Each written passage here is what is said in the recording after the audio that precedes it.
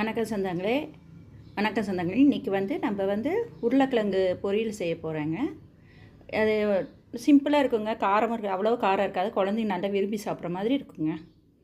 அதுக்கு தேவையானது 1/2 கிலோ உருளைக்கிழங்குங்க, வெங்காயம், 4-5 வரமிளகா, 4 பச்சை மிளகா, தேங்காய், கறிவேப்பிலை, உப்பு, மஞ்சத்தூள், கடுகு, கடலைப்பருப்பு, உளுத்தம்பருப்புங்க.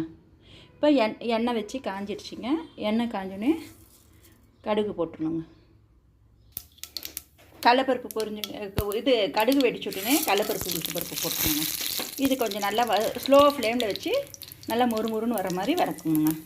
பாருங்கள், கடலைப்பருப்பு உளுத்தம்பருப்பு சவுக்கிறப்போ பச்சை மிளகாவும் வரமிளகாவும் எண்ணெயிலே போட்டுருணுங்க. பச்சை மிளகாவும் எண்ணெயிலே போட்டு கொஞ்சம் ஒரு நிமிஷம் நல்லா இதாகுங்க பண்ணுங்க. பச்சை மிளகா எதுவும் இருக்குங்க. இப்போ ஜாக்கிரதையாக இருந்துக்குங்க. எண்ணெயில் பச்சை மிளகா போடுறப்போ கொஞ்சம் வெடிக்குங்க விதை, அது பார்த்து ஜாக்கிரதை இருக்குங்க. இப்போ பச்சை மிளகா இதெல்லாம் கொஞ்சம் வணங்கினே வெங்காயம் போட்டாச்சுங்க.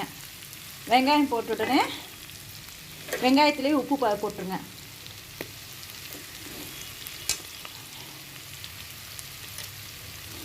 உப்பு போட்டுட்டு நீங்கள் உருளைக்கிழங்கு வேக வைக்கிறப்ப கொஞ்சம் உருளைக்கிழங்கு போட்டாச்சுங்க.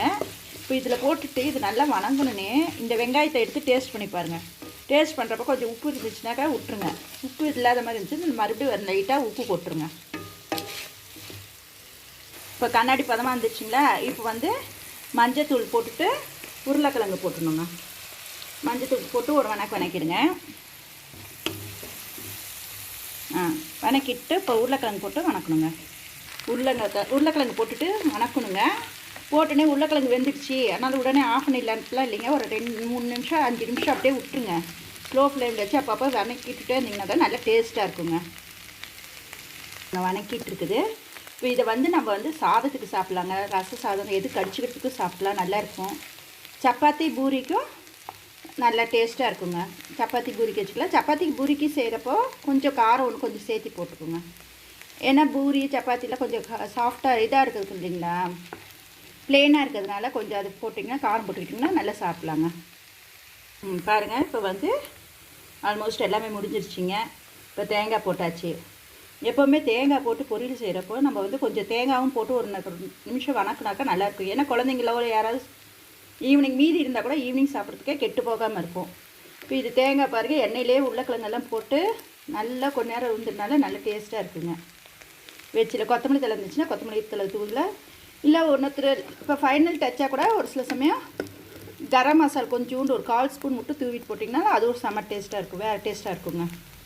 சரிங்க, செஞ்சு பார்த்துட்டு சொல்லுங்கள். பாருங்கள், எல்லாம் முடிஞ்சிருச்சுங்க. உருளைக்கிழங்கு பொரியல் போச்சு பாருங்கள். இது இப்போ நம்ம அந்த ஸ்லோலேயே அந்த உருளைக்கிழங்கு கொஞ்சம் நேரம் வச்சதுனால தாங்க வெங்காயம் பச்சை மிளகா எல்லாமே அந்த உருளைக்கிழங்கோடு சேர்ந்து வந்திருக்குது. செஞ்சு பார்த்துட்டு எப்படி இருக்குதுன்னு கமெண்ட் பண்ணுங்கள். நன்றிங்க.